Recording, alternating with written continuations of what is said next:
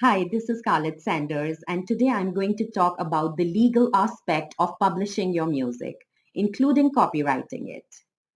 The first real copyright legislation came along in 1710 in England, which was later followed by French legislation in 1791 and 1793.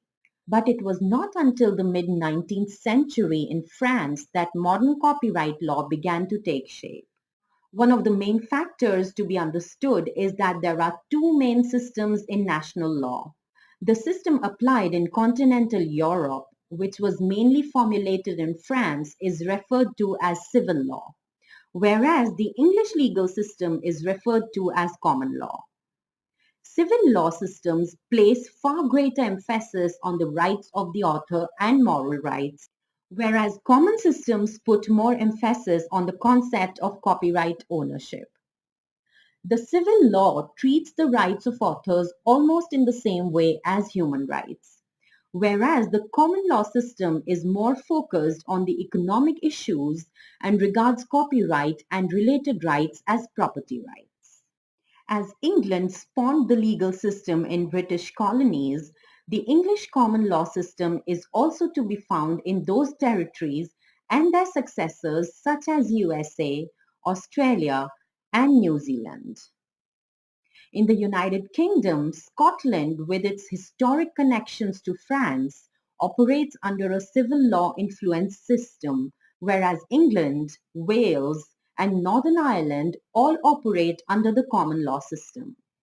Similarly, in Canada, the French speaking region of Quebec operates under civil law, whereas the rest of Canada with British roots operates under the common law system. The national copyright laws operate across all territories in the United Kingdom and Canada, although there are some procedural differences in Scotland and Quebec. In both cases, one thing is true. The legislation of rights for authors had a head start of over 100 years on those for performers. As a result, the rights of authors tend to be stronger and are of greater duration than those for performers. For example, one of the most important income streams for performers at the beginning of the 21st century is the income from public performances on radio. This right means that every time a radio station plays a record, it must pay the phonogram producer and the performers who performed on the recording in addition to the publisher and the author of the work.